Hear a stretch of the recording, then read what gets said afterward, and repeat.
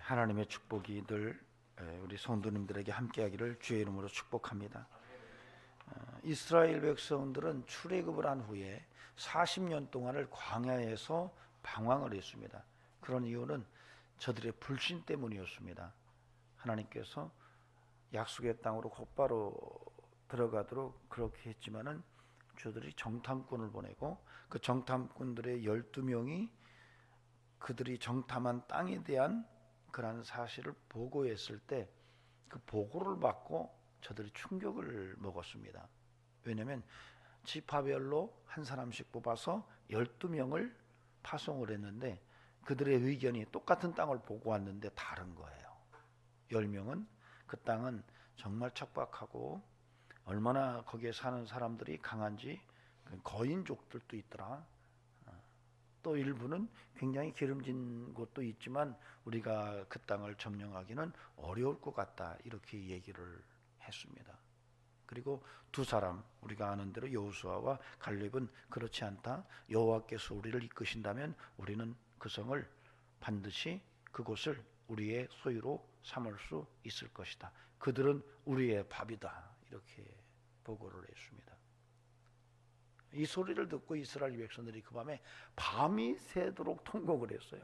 그리고 모세와 아론을 원망하고 차라리 애굽에서 죽었더라면은, 아니 차라리 광야에서 죽었더라면은 더 좋을 뻔했다. 우리가 다른 지도자를 세우고 다시 애굽으로 돌아가자라고 그렇게 소리를 질렀습니다. 하나님께서 그걸 들으시고 이들이 나를 어찌하여 멸시하느냐? 그래, 너희들이 입으로 쏟아놓은 그대로 내가 너희에게 행할 것이다. 그래서 사실은 40년 동안, 즉 40일 동안 정탐한 시간에 하루를 1년씩 계산해서 40년을 광야에서 방황하게 만듭니다. 그리고 그 40년 동안에 출애굽할 때 남았던 1세대들이 다 죽습니다. 여호수아와 갈렙만 제외하고 모세도 죽습니다. 그런 내용이 민수기의 내용 속에 다 포함되어 있어요. 그래서 그들이 40년 후에 약속의 땅으로 들어가면서 이스라엘 백성은 그 가나안 땅에 정착을 하게 됩니다. 이런 출애굽과 광야 생활과 정착의 이야기가 사실은 목사님들에게서 굉장히 비유적으로 해석이 되는 경우가 있어요. 그것이 이제 그리스도인의 삶과 이렇게 같이 들여다보는 전형적인 그러한 모습으로 접근하기도 합니다. 즉 다시 말하면 출애굽을 구원으로 보고 약속의 땅으로 들어가는 것을, 천국으로 들어가는 것을 보면서 바로 광야 40년을 그리스도인들의 육신의 삶 한평생을 그 기간으로 이해하는 이런 모습입니다. 그래서 그렇게 봤을 때는 우리가 지금 살아가는 이 땅에서의 삶은 광야의 여정이라고 이해할 수가 있습니다. 그리고 그 삶은 순례자의 삶이죠. 여러분과 제가 그런 시각으로 출애굽의 과정을 본다면 오늘 이 말씀을 통해서 우리의 삶의 순례자의 삶이 어떠해야 하는지를 조금 들여다볼 필요가 있겠다 생각이 듭니다. 하나님의 음성이 들려지기를 주의 이름으로 축복합니다. 우리의 인생은 순례자입니다. 우리는 예수 그리스도를 통해서 출애굽을 한 사람들이에요. 세상에서 구원받은 자들이죠. 그리고 40년 동안 광야를 지나던 그 이스라엘 백성들처럼 우리도 한평생 주어진 삶을 광야에서 삽니다. 그리고 언젠가는 반드시 약속의 땅인 젖과 꿀이 흐르는 천국에 들어가게 될 겁니다. 이제 광야 생활이에요. 이 광야 생활에서 이스라엘 백성들처럼 우리가 끊임없이 하나님을 많이 경험하는 이런 은혜가 있기를 바랍니다. 반석을 쳐서 물을 내시고, 할렐루야, 메추라기를 만나를 보내시는 하나님의 은혜를 경험하면서 순례자의 길에 늘 생기가 넘치고 믿음으로 사는 삶이 예수 안에서 행복하고 기쁨이 가득한 이런 삶이 함께하기를 소망합니다. 그리스도인들은 좀 행복할 필요가 있어요. 하나님께서는 우리를 행복하라고 말씀하십니다. 따라합시다. 행복하자. 어때요? 사는 게 행복하시나요? 예. 여러분, 삶의 환경은 좀 힘들더라도 예수 때문에 행복하고 하나님의 은혜 때문에 행복한 인생을 하루하루 살아내는 그런 축복이 있기를 바랍니다. 우리가 이제 시편 1편 늘 제가 말씀드린 것처럼 복 있는 사람, 이 말이 사실은 행복한 사람이라는 말이라고 그랬죠. 그것은 하나님께서 그의 백성들이 행복하기를 원하셨다. 하나님의 소원입니다. 하나님께서 저와 여러분을 향하신 소원이에요. 행복하십시오. 자, 그런 삶의 여정을 살아가면서 오늘 이 고린도후서 4장 16절에서 18절을 통해 어떻게 사는 것이 정말 행복할까? 어떻게 사는 것이 하나님 앞에서 순례자의 삶을 살아내는 것일까? 함께 들여다보는 시간을 갖도록 하겠습니다. 먼저 우리가 생각할 것은요, 16절입니다. 16절을 함께 읽도록 하겠습니다. 시작. 그러므로 우리가 낙심하지 아니하노니 우리의 겉사람은 낡아지나 우리의 속사람은 날로 새로워지도다. 아멘. 바울 사도는 그리스도인들에게 분명한 삶의 여정을 설명을 하면서 하나님의 백성들이 어떻게 살아야 될지를 말하는데 그 내용이 16절에서 분명하게 우리에게 언급되고 있습니다.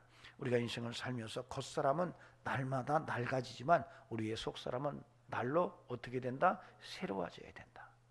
겉사람은 시간이 갈수록 자꾸 낡아지지만 그럼에도 불구하고 우리의 속은 날로 새로워진다. 우리의 속사람이 굉장히 새로운 삶으로 나가야 되지 않겠느냐라고 이야기를 하고 있습니다. 사실 그렇죠. 나이가 들다 보면은 다 거칠어지죠. 우리의 겉사람은 자꾸 거칠어집니다. 머리도 빠지고, 그 다음에 얼굴에도 검버섯이 생기고, 손도 거칠거칠해지고, 발을 씻다 보면은 발뒤꿈치는 갈라지고, 그야말로 겉은 날로 낡아지지만 그럼에도 불구하고 바울 사도는 그리스도인들에게 우리의 속사람은 날로 새로워져야 된다, 이렇게 권면을 합니다. 어떻습니까?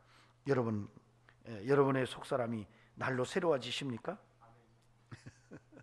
여러분, 사실 우리의 속사람이 날마다 새로워진다는 것은 정말 축복 중에 축복입니다.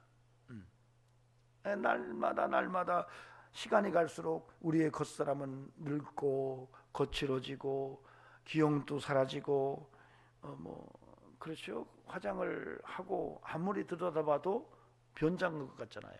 아닌가요? 우리 구문정 원사님 화장하시고 나시면 야, 내 얼굴이 참 이쁘구나 이렇게 생각이 드십니까? 나이가 들어가는데도 그럼에도 불구하고 화장하고 20대처럼 생각을 하지만은 아무리 거울을 들여다봐도 이게 변장한 거지 화장은 아닌 거죠. 이런 것이 어쩌면 우리의 인생이고, 때로는 굉장히 좋은 옷을 입었는데도 굉장히 비싼 돈을 주고 값 주고 그렇게 좋은 옷을 구입했는데도 입었는데 영 안 어울리는 것 같은 생각이 자꾸 드는 것이, 이게 바로 우리의 겉사람이 자꾸 낡아지기 때문에 그런 거예요. 그럼에도 불구하고 오늘 바울은 그런 삶에 초점을 맞추지 말고 너희는 속사람이 정말로 날마다 새로워지는 이런 인생을 살아야 한다고 그렇게 말하고 있습니다. 부탁드립니다. 저와 여러분의 속사람이 날마다 새로워지기를 소망합니다. 네, 겉은 바삭하고 속은 촉촉하고, 이걸 뭐라고 그러죠? 겉바속촉이라고 말합니다. 이것이 이제 오늘 본문하고 좀 연결되기는 조금 안 맞는 것 같지만 그런 대로 설명이 가능할 것 같아요. 시간이 갈수록 겉은 조금 거칠어지고 거실거실하고 그렇잖아요. 그럼에도 불구하고 속은 촉촉한 인생. 겉은 정말 굉장히 정말 낡았는데 속은 촉촉하구나. 속촉 이런 삶이 저와 여러분의 인생이 된다면 얼마나 귀할까 하는 생각을 합니다. 부탁드립니다. 여러분 속이 좀 촉촉하시기 바랍니다. 아멘. 여러분의 마음이 좀 더 촉촉한 이런 영성으로 여러분의 인생을 아름답게 만들어가는 이런 은총이 있기를 주의 이름으로 권면을 드립니다. 아멘. 한번 손들어 봅시다. 나는 속이 촉촉합니다. 아니, 저 뒤에 손 들으셨어요? 나는 겉도 거칠거칠하지만 속도 거칠거칠합니다. 그럼 예, 부탁드립니다. 겉은 좀 거칠한 것 같아도 알고 보면 촉촉한 남자요. 알고 보면 촉촉한 여자예요. 그래서 겉바 속촉. 우리의 겉사람은 날로 낡아지지만 우리의 속은 날로 새로워지는 이런 인생이 우리의 삶의 모습이기를 소망합니다. 사실 바울이 봤던 그 인간 이해는 좀 독특합니다. 즉 다시 말하면 인간은 어떻게 구성됐느냐? 우리가 말하는 3분설이니 2분설이니 이런 얘기보다는 바울은 특이하게 겉사람과 속사람이 있다 이렇게 얘기를 한 거예요. 겉사람이 있고 속사람이 있다. 그래서 바울이 로마서 7장 22절에서도 내 속사람으로는 하나님의 법을 즐거워하되 이렇게 얘기해요. 그러니까 겉사람이 있고 속사람이 있는데 내 속사람은 하나님을 즐거워한대요. 여러분의 속이 정말로 촉촉한 사람은 하나님을 즐거워해요. 그렇습니까? 에베소서 3장 16절에서는 내 속사람으로는 그의 영광의 풍성함을 따라 그의 성령으로 말미암아 너희 속사람을 능력으로 강건하게 하시오며 이렇게 얘기해요. 그러니까 바울은 우리의 속사람이 어떻게 강건해지느냐? 성령으로 강건해진대요. 여러분, 성령 충만하면 속이 촉촉해집니다. 그런데 이런 속사람과 겉사람의 인식이 바울에게만 있었던 것은 아니에요. 베드로도 이런 이야기를 합니다. 베드로는 속사람이다라고 하는 얘기는 하지 않고 베드로전서 3장 3절에서 4절에서 이렇게 얘기해요. 너희의 단장은 머리를 꾸미고 금을 차고 아름다운 옷을 입은 외모로 하지 말고 오직 마음에 숨은 사람, 온유하고 안정한 심령에 썩지 아니할 것으로 하라. 이는 하나님 앞에 값진 것이니라. 베드로는 속사람이라고 말하지 않고 숨은 사람이다. 우리의 속에 숨은 사람이 있다 이렇게 얘기를 해요. 그래서 이게 굉장히 그 초대교회 공동체가 갖고 있었던 귀중한 인간 이해였던 것 같아요. 그런데 이것이 실제로 우리의 삶에서 분명하다는 거죠. 사실 이 이해를 바르게 하려면 사실 4장의 내용을 조금 앞부분부터 읽어야 돼요. 바울이 오늘 본문을 말하기 전에 앞에서 4장 1절에서부터 쭉 무슨 얘기를 하냐면 질그릇 얘기를 해요. 질그릇 얘기를 하고 그 질그릇에 보배가 담겼다라고 하는 얘기를 해요. 그러니까 4장에서 바울은 우리의 인생이라고 하는 것은 질그릇 같고 그러나 그럼에도 불구하고 그 안에 보배가 담겨 있다 이 얘기를 하면서 사실은 그것을 오늘 16, 17, 18절로 이어가면서 속사람과 겉사람의 이야기를 하고 있는 거예요. 그렇다면 이 겉사람과 속사람의 실제성이 무엇인지를 조금 이해할 수가 있죠. 아까도 말했지만은 우리의 속사람은 성령으로 강건해진다 이렇게 얘기하고 우리의 속사람은 정말로 하나님을 기뻐한다라고 그렇게 이야기한 것으로 봤을 때 우리의 속사람은 예수 그리스도를 믿은 성도의 하나님을 사랑하는 영성이라고 이해할 수가 있어요. 그래서 우리가 속사람이 강건해진다라고 하는 것, 정말로 속사람이 날로 새로워진다라고 하는 것은 정말로 하나님을 사랑하는 마음으로 우리의 믿음이 더욱더 역동성을 갖게 된다는 거예요. 이게 시간이 갈수록 몸도 아프고 허리도 아프고 피부도 검버섯이 피고 말하면 말도 어눌해지고 표정도 화장을 해도 변장한 것 같고 좋은 옷을 입어도 좋은 옷 입은 것 같지 않음에도 불구하고 우리의 하나님을 사랑하는 귀한 믿음은 날마다 더 뜨거워지고 날마다 더 예민해지고 날마다 더 하나님을 향하여 열려지는 이런 영성이 오늘 이 바울이 말하는 속사람의 건강을 이야기하고 있다는 거예요. 그러므로 저는 부탁을 드립니다. 저와 여러분의 삶 속에 끊임없이 이제는 예수 그리스도 안에서 하나님의 영광의 빛을 드러내는 이런 하나님의 사랑의 영성이 충만해서 그 은혜로 말미암아 속이 촉촉한 이런 인생을 살아내는 그런 은혜가 함께하기를 주의 이름으로 축원합니다. 이렇게 되려면요, 우리가 끊임없이 하나님의 은혜 속에 살아야 돼요. 하나님의 은혜 속에 살아갈 때 우리의 속사람이 촉촉한 이런 인생을 살아낼 수가 있습니다. 때로는 위기 속에서 하나님을 경험하고, 때로는 우리 인생 속에서 하나님의 손길을 느끼고, 그래서 그 은혜로 말미암아 우리가 다시 영적인 역동성을 회복하고, 그래 믿음으로 사는 거야, 그래 오직 예수야, 그래 말씀 붙들고 사는 게 가장 축복이야, 그래 어찌하든지 주와 복음을 위해서 내 인생을 다 하나님 앞에 헌신해야지, 이런 뜨거운 마음이 생겨나야 한다는 것입니다. 제가 며칠 전에 미국의 트럼프 대통령의 그 조찬 기도회를 봤습니다. 2월 6일 날 이제 백악관에서 조찬 기도를 하는데 트럼프 대통령이 거기서 간증을 하더라고요. 뭐라고 얘기하냐면, 하나님에 대한 믿음은 미국을 다시 뛰게 하는 능력, 원동력이다, 이렇게 얘기를 하더라고요. 대통령이 그 말을 하기가 쉽지가 않은데, 하나님에 대한 믿음이 미국의 심장이다, 뭐 이런 얘기를 하는 거예요. 막 역동적으로 뛰게 하는 힘의 원천이 하나님이다, 이렇게 얘기를 하더라고요. 그러면서 본인이 사실은 그리스도인이었지만은 그 암살 사건의 그 총알이 귀로 지나가는 것을 경험하면서 정말 속에 자기가 다시 한번 예수 그리스도에 대한 확실한 믿음을 갖게 되었다고 그렇게 얘기하더라고요. 그렇잖아요. 한번 생각해 보세요. 머리 한번 살짝 돌렸는데 산 거거든요. 총알이 귀로 스쳐갖고. 근데 사실 이걸 어떤 목사님께서 미리 예언을 했어요. 트럼프 대통령이 암살을 저격을 받을 텐데 귀로 스칠 거다라고. 얼마나 놀랐겠어요. 여러분, 그 이후로 그가 엄청난 영적 사람으로 변한 것들이 확인되고 있습니다. 그는 이어서 그렇게 얘기하더라고요. 미국의 건국을 얘기하려면 하나님을 말하지 않으면 안 된대요. 왜냐하면 미국을 건국한 사람들이 다 하나님과 밀접한 관계에 있었기 때문에 미국의 건국 과정을 설명하려면 하나님을 말하지 않고는 미국의 건국 과정을 설명할 수가 없다는 거예요. 이런 간증을 하는 그 대통령의 모습 속에서 촉촉하구나 촉촉하구나라는 생각이 들었어요. 여러분 좀 촉촉하십시오.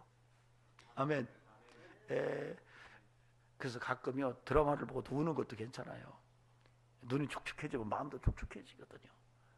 근데 남자들은 나이가 들어서 촉촉하게 우는데 여자들은 쌩쌩하는 경우가 많아요. 그래서 이제 학자들은 그럽니다. 여성들은 나이가 들어가면 남성 호르몬이 많아지고 남성들은 오히려 나이가 들어가면 여성 호르몬이 많아져가지고 남자들은 오히려 드라마 보고 우는데 여자들은 앉아가지고 찍찍 짜기는 뭐 하는 거야 이런다는 거예요. 그러나 여러분 그건 또 그렇지만 우리가 예수 안에서 많이 웁시다. 예수 안에서 복음을 해서 많이 울고 영혼구령을 해서 많이 울고 그렇게 사는 인생이라면 저는 촉촉한 마음에 속사람이 살아있는 성도임을 믿습니다. 저는 우리 성도들이 25년도에는 정말로 그렇게 정말 우리의 마음이 예수님 때문에 촉촉해져서 날마다 우리가 거칠거칠 까칠이같이 인생을 삶에도 불구하고 속만은 정말 촉촉한 이런 인생을 살아내는 은총이 있기를 주의 이름으로 간절히 축원합니다. 사탄의 왕권을 벗었나이다. 그분의 책을 제가 2권을 읽었습니다. 김혜경 씨죠. 단공교 교주였고 어느 날 예수를 믿고 나서 그가 처음 교회를 갔는데 그 교회 목사님의 얼굴을 보고 자기가 깜짝 놀랐대요. 자기가 그동안에 본 관상학으로 봤을 때는 그 목사님은 깡통 들고 거리에서 빌어먹을 관상이라는 거예요. 깜짝 놀랐대요. 그렇잖아요. 우리 이호일 자님 이제 오늘 코 수술해가지고 안 나타나셨는데 이 양반이 관상에 관심이 많아가지고 코를 수술한 거예요. 저는 하지 말라 그랬거든요. 그거 돈 들여서 왜 해요 그 나이에. 근데 관상 콧대가 또 어쩌고 저쩌고 하는 거죠. 근데 그 김혜경 씨가 그러는 거예요. 처음 간 교회 목사님의 얼굴을 보니까 그 관상으로 봤을 땐, 자기가 본 관상으로 봤을 때는 깡통 들고 거리에 앉아서 빌어먹을 관상이라는 거예요. 깜짝 놀랐는데 안경 너머로, 안경을 쓰신 목사님인데 안경 너머로 그 눈을 쫙 보니까 그 속이 보이는데 얼마나 맑고 얼마나 깨끗하고 얼마나 아름다운지 그때 그러더라고요. 관상보다 더 중요한 것이 심상입니다 라는 얘기를 하더라고요. 여러분, 마음이 촉촉해져야 돼요. 여러분, 마음이 사랑이 있어야 돼요. 마음이 좀 넓어야 돼요. 여러분, 그런 믿음으로 저와 여러분의 순례자의 삶을 살아가는 그런 축복이 있기를 주님의 이름으로 축원합니다. 아멘. 예, 그래서 항상 우리의 속이 촉촉한, 겉은 거칠어도 겉바 속촉 인생을 살아내는 은혜가 있기를 간절히 소망합니다. 예, 그 다음에 17절 말씀 보시겠습니다. 우리가 잠시 받는 환난에 경한 것이 지극히 크고 영원한 영광에 중한 것을 우리에게 이루게 함이니. 여러분, 바울이 여기서는 뭐라고 얘기하냐면 우리가 이제 순례자의 길을 살아갈 때에 굉장히 중요한 게 뭐냐면, 우리가 인생을 살아가면서 경한 환난이 있어도, 그러니까 작은 환난이 있어도 그 환난으로 인해서 너희가 하늘에서 받을 큰 영광은 반드시 있다, 이 얘기를 하는 거예요. 즉 다시 말하면 이 땅에 사는 동안에 예수 믿는 그 삶 때문에 당하는 작은 고난이라 할지라도, 복음 때문에 당하는 고난이 있다 할지라도 그 고난은 결코 거기서 끝나는 게 아니라 하나님 나라에서 영원히 경한 고난이 중한 영광으로 너희에게 예비되어 있다, 이 얘기를 하는 거예요. 무슨 얘기입니까? 상급이 있다, 이 얘기를 하는 거예요. 여러분, 우리는 순례자들입니다.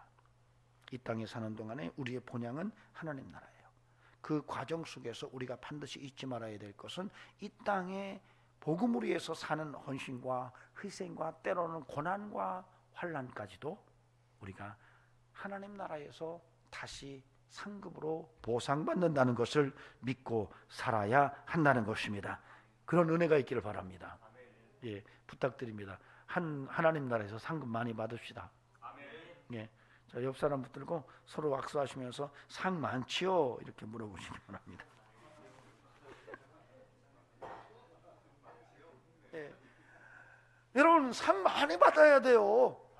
예, 정말 상 많이 받으시기 바랍니다. 제가 늘 기도할 때마다 아이고, 우리 황윤 안식사님 하나님 나라에 상 많이 받으셔야 되는데, 예. 이런 기도를 하고 온 교인들이 다 상 받기를 원합니다. 아주 특이한 것은 바울이 이 얘기를 많이 합니다.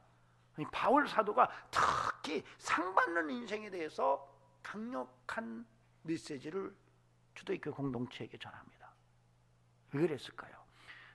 바울은 셋째 하늘을 직접 가서 본 사람입니다. 거기서 상이 있다는 것을 보고 왔을 거예요. 그러니까 평생 동안 오직 예수로 산 거예요.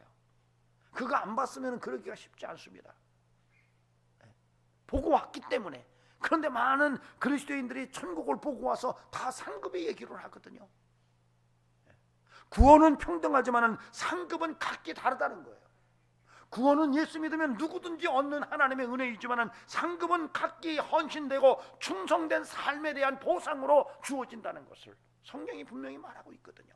그렇다면 저와 여러분이 이 땅에 예수 믿고 구원받은 평등성 가운데서 끊임없이 우리가 하나님 앞에서 상받는 인생을 위해서 한 시간 한 시간씩 정말 힘써 복음을 위해 헌신하는 이런 성도가 되어야 되지 않겠는가 하는 생각을 하는 것입니다.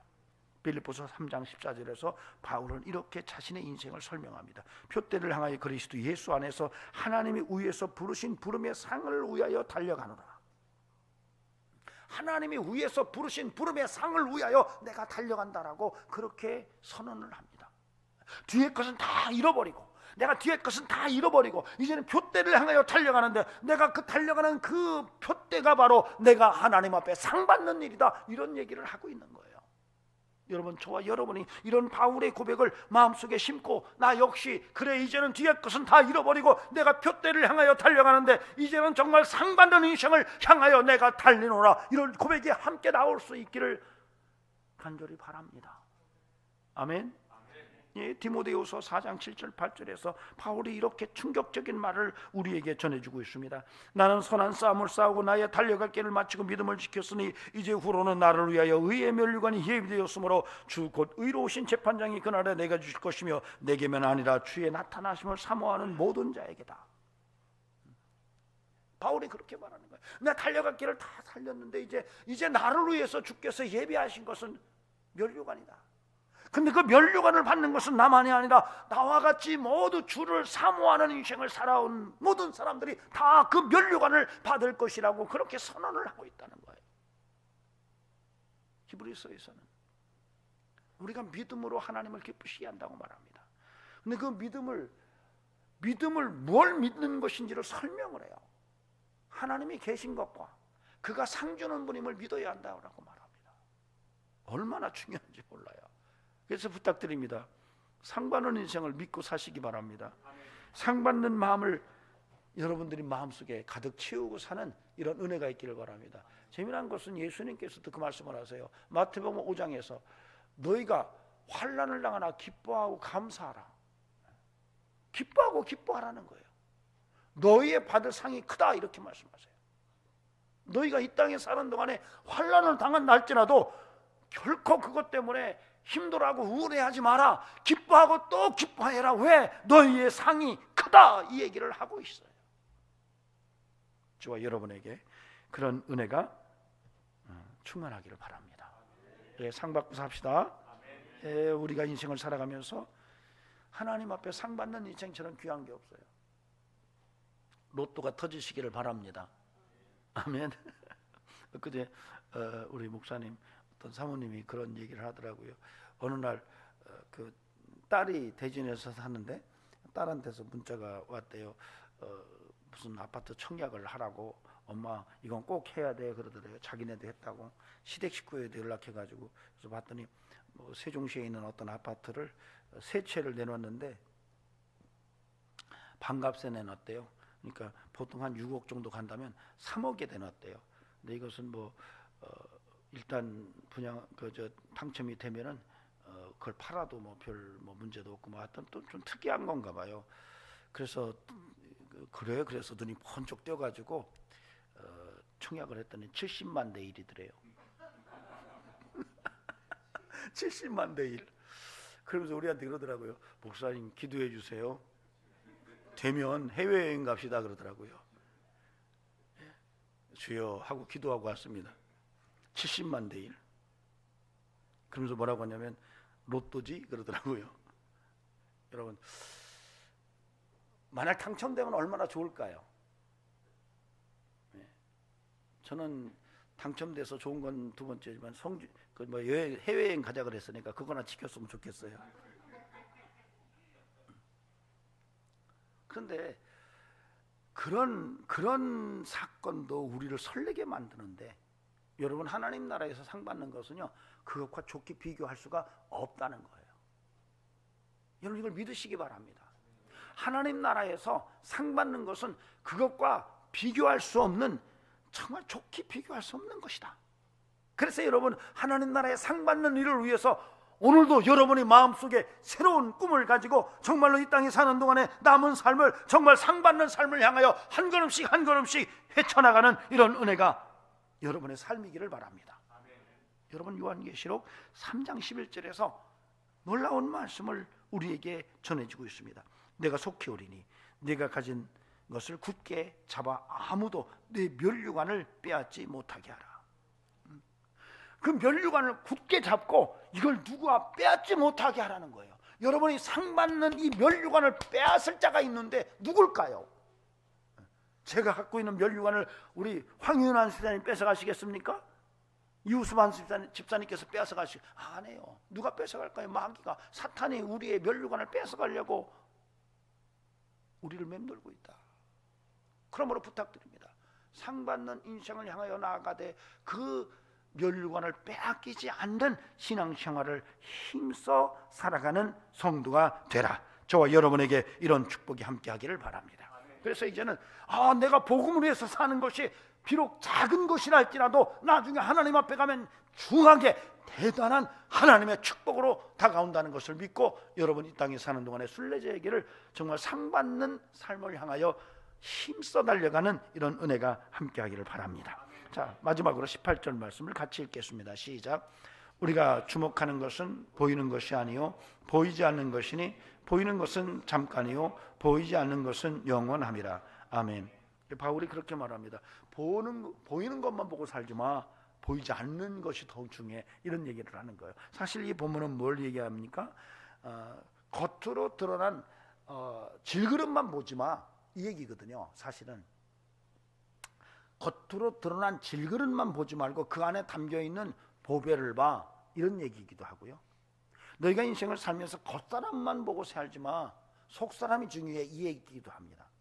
그러니까 이 땅에 사는 동안에 이 땅에서 보이는 것만 보고 살지 마. 보이지 않는 세계를 바라봐야 돼. 이게 더 중요한 거야. 해 아래 보이는 것만 보지 마. 해 위에 보이지 않는, 눈에 보이지 않는 세계를 바라볼 줄 아는 눈이 열려져야 돼. 이 얘기를 하는 거예요. 저는 부탁드립니다. 저와 여러분이 끊임없이 이제는 눈에 보이는 것만 보지 않고 보이지 않는 세계까지 우리의 인생을 정말 더 심도 있게 살아내는 이런 은혜가 있기를 주의 이름으로 부탁을 드립니다. 아멘. 예, 눈에 보이는 것만 본다면 깊이 볼 수가 없어요. 눈에 보이는 것만 본다면 인생을 깊이 볼 수가 없습니다. 우리가 잘 알잖아요. 눈에 보이는 것보다 보이지 않는 세계가 더 넓고 더 엄청나다는 것을. 여러분이 하늘에 밤하늘의 별을 헤아리는 그 눈에 보이는 별보다 보이지 않는 별이 어마어마하게 더 많거든요. 인생은 보이는 것만 보고 산다면 참 어리석은 인생을 사는 거예요. 그래서 바울은 육신에 보이는 것만 보지 말고 영적 세계를 보고 살아라 이런 말을 하지만 사실은 이것은 우리 인생 전체에 영향을 줍니다. 여러분 부탁드립니다. 보이는 것만, 눈으로 확인되는 것만 보지 않기를 바랍니다. 이게요, 왜 그러냐면요, 미끼는 원래 화려합니다. 눈으로 보면 이게 먹음직도 하고 보암직도 하고 지혜롭게 할 만큼 탐스럽습니다. 미끼는 그래요. 근데 그 안에 뭐가 들어있죠? 바늘이 들어있어요. 그러니까 눈에 보이는 것만 보고 산다면 자칫 미끼를 덥석 물 수가 있어요. 그러나 적어도 사람 인생을 살아가면서 눈에 보이는 것 그 너머 보이지 않는 것 같이 보면 여러분 인생을 좀 더 심도 있게 살 수가 있습니다. 이것은 단순하게 영적인 세계만이 아니에요. 하나님의 창조의 원리가 그래요. 그래서 여러분이 인생을 살아가면서 하나님의 음성을 들으면서 그래 내가 보이는 것만 보고 살면 안 되지, 보이지 않는 하나님의 나라를 봐야지 이런 생각을 해야 되지만 이것이 내 삶 속에 아주 철저하게 젖어들어서 이것이 일상의 삶 속에서도 분명히 그런 모습이 확인돼야 돼요. 심도 있는 인생은요, 여러분 반드시 보이지 않는 것까지 들여다볼 수 있는 눈을 가져야 가능한 거예요. 예수님께서 시험을 당하십니다. 돌로 떡을 만들어 먹어라. 높은 꼭대기에서 뛰어내려라. 내게 저라면 다 줄게. 마귀가요, 예수님을 시험할 때 다 보이는 것 갖고 시험을 해요. 네 눈에 보이는 거, 구체적으로 보이는 걸 가지고 미끼를 던지는데 예수님이 보이지 않는 것으로 다 그 해답을 제시하십니다.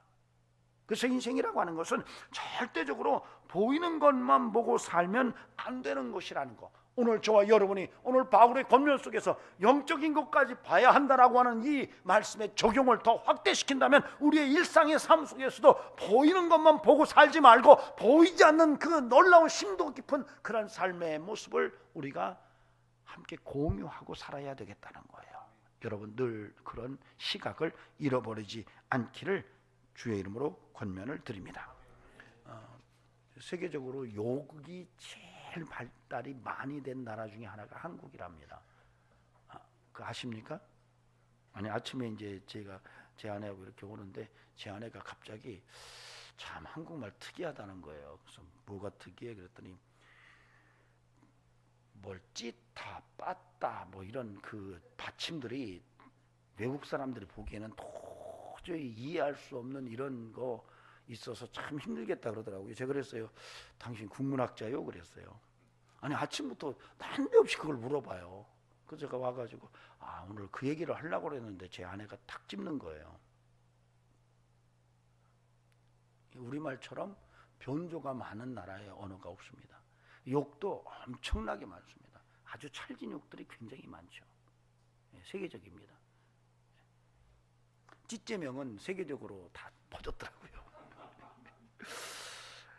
이게 왜 그러냐면 이제 이웃나라 일본은요, 욕을 하면은 매장된다고 합니다.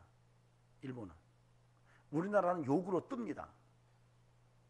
그건 대표적인 게요, 욕쟁이 할머니 음식점이에요. 이건 있을 수가 없는 거예요. 그 할머니가 욕을 무지막지하게 잘하는데 그 음식점에 또 가는 거예요. 욕도 먹고. 이게 굉장히 해악적이에요. 그래서 이걸 보이지 않는 시각으로 이렇게 들여다보면은, 원래 이제 일본 같은 경우는 그 사무라이들에게 욕을 하면은 처단권을 줬답니다. 그러니까 말을 잘못하면 칼이 먼저 날라오는 거예요. 그러니까 욕을 못 하는 거예요. 뒤에서 꿍시렁 거리고 욕하다가 걸리면 칼이 날라오는 거예요. 그게 뭐 못 하는 거죠. 우리나라는 어때요? 정권이 문민정부가 계속 내려오니까 왕이 잘못해서 전화하기 시작하면은 전화가 너무 힘들어요. 이런 문화여서 우리나라 문화 속에서는 판소리나 어떤 그 이야기 속에서 아주 찰진 욕들이 굉장히 많다. 여러분도 욕 잘하시죠? 그런데 일본과 한국이 이렇게 좀 차이가 나는데요. 일본 사람들이 요즘에 그 한국의 광화문 집회를 보고 놀란답니다. 충격을 받는데요. 이게 뭔 충격이냐면, 자기들은 사무라이 칼 밑에서 그러면 서야 된대요. 안 그러면 칼이 날라오니까. 그래서 밑에서부터의 어떤 저항이 거의 사고 속에 들어와 있지를 않대요. 근데 한국에서 하는 것 보니까 자기들하고는 너무나 차이가 나기 때문에 지금 충격 속에 있대요. 야, 저렇게도 하는구나. 아니, 국민이 저렇게 저항해도 되는 거야? 아주 가지고 있었던 생각들이 다 깨진다고 해요. 그러니까 인생이라고 하는 것은 눈에 보이는 것만 자꾸 보고 어떤 일을 파악하면 안 되는 거예요. 보이지 않는 세계까지 여러분이 보셔야 돼요. 그래야 좀 심도 있는 인생을 살아갈 수가 있어요. 요즘에 여러분에게 소개하고 싶은 책 중에 제로 투 원이라고 하는 페이팔 창업자이고 팔란티어 설립자인 피터 틸이 쓴 책입니다. 그 양반이 재미난 얘기를 해요. 경쟁하지 말고 독점하라. 전 참 마음에 드는 말이에요. 왜냐하면 이게 성경적인 시각을 열어주는 거거든요. 그 양반이 자주 하는 말이에요. 경쟁하지 말고 독점해라. 우리 자녀들 우리 잘 들으세요. 자녀들을 어떻게 키우느냐? 경쟁하도록 키우지 말고 독점하도록 키우라는 거예요. 독점하면 어떤 일이 벌어질까요? 경쟁하지 말라는 거예요. 독점하면 되는 거죠. 실제로 독점은 안 돼요. 그렇지만 독점하는 사고를 가지면 놀라운 일들을 만들어낼 수가 있다는 거죠. 근데 어떻게 하면 독점할 수 있을까요? 보이지 않는 것을 봐야 돼요. 보이는 것만 가지고는 경쟁밖에 안 돼요. 눈으로 보이는 것만 갖고는 경쟁할 수밖에 없는데, 보이지 않는 세계를 볼 줄 아는 사람은 독점이 가능한 거예요. 이게 놀라운 거예요. 이게 성경에서 나오는 거예요. 여러분, 성경 속에서 놀라운 삶의 그러한 원칙들이 발견되고 있습니다. 여러분, 자녀들이 보이지 않는 하나님의 세계에 대해서 비전을 가지고 자꾸 찾아내다 보면은, 사업을 하면서도 보이지 않는 세계를 향하여 자꾸 관심을 갖다 보면은 독점적 현상이 나타날 수 있다는 것을 알아야 돼요. 저 뒤에 진혁이 알았어? 현준이 알았어? 보이지 않는 거 봐야 돼. 보이지 않는 거. 남들이 다 보고 있는 거 봐서는 경쟁밖에 안 돼. 그럼 막 머리가 터져. 그런데 보이지 않는 세계가 확 열리면 그 다음부터는 독점이 가능한 거고, 거기서 놀라운 노하우가 생겨나는 거예요. 자녀들을 그렇게 키워야 되는 거예요. 근데 이게 오늘 본문 속에서 나타나요. 너희가 인생을 살아갈 때 눈에 보이는 것만 보면 안 돼. 눈에 보이지 않는 세계가 영원한 건데 그걸 볼 줄 알아야 돼. 요 얘기를 하고 있는 거예요. 여러분, 이것이 영적인 얘기지만은 우리의 삶에 전반적으로 정말 정확하게 드러나고 있어요. 그래서 여러분, 사업하시는 분들은 보이지 않는 것을 놓고 기도하시기 바랍니다. 주님, 우리 이용진 장로님도 지금 사업하는데 자꾸 보이지 않는 것을 보게 해달라고 기도하시면 열리게 돼 있어요. 여러분 놀라운 일들이 벌어져요. 이 말씀만 여러분 오늘 깨달아도 정말로 대단한 일이 일어나요. 무슨 작은 일이 할지라도 남들이 다 보고 있는 것을 경쟁하려고 하지 마세요. 보이지 않는 것을 봐내면 거기서 역사가 나타나는 거예요. 이 눈이 열려지기를 주의 이름으로 축원합니다. 사도 바울이 예수 믿고 나서 눈이 멉니다. 아나니아가 와서 기도할 때 눈에서 비늘 같은 것이 떨어져요. 그리고 즉시 나가서 예수가 그리스도라고 말하는 거예요. 눈에 비늘 같은 것이 끼어 있을 때는 못 봤던 것이 이제는 떨어지면서 확 열려버린 거예요. 여러분, 하나님이 여러분의 삶에서 눈에서 비늘을 제거하시면 보이지 않는 것이 보이게 돼 있어요. 하나님이 열어주시면 보여요. 여러분의 자녀도 그렇고 모든 삶이 다 그래요. 여러분, 오늘 그런 은혜 속에서 저와 여러분이 성공적인 인생을 만들어갈 수 있기를 주의 이름으로 축원합니다. 여러분, 나이 탓하지 마십시오. 주머니 탓하지 마십시오. 안 보이던 것이 보이기 시작하면 놀라운 역사가 나타납니다. 그런 삶이 저와 여러분의 삶에서 늘 살아있기를 주의 이름으로 권면을 드립니다. 오늘도 우리가 순례자로 살아갑니다. 겉은 뽀석뽀석하고 거칠거칠해도 속은 촉촉하시기 바랍니다. 아멘. 따라합시다. 나는 속이 촉촉합니다. 예, 옆 사람 붙들고 촉촉하시죠? 예, 부부간에도 촉촉하셔야 돼요. 우리 조명규 집사님 촉촉하시죠? 전병희 집사님 촉촉하시죠? 예. 여러분, 우리의 인생은 겉은 시간이 갈수록 낡아져도 우리의 속은 오히려 더 촉촉해지는 이런 인생이 되어야 할 것입니다. 상급을 기대하면서 삽시다. 눈에 보이는 것만 보지 말고 보이지 않는 세계를 향하여 나가는 눈이 열려지기를 주의 이름으로 축원합니다. 기도하시겠습니다. 하나님, 감사합니다. 우리의 인생이 하나님께 붙잡힌 바 된 인생이요, 이 땅에 사는 동안에 복음을 위해서 살고 순례자의 길을 살아가는데 바울 사도를 통해서 오늘 우리에게 권면하는 귀한 메시지를 듣습니다.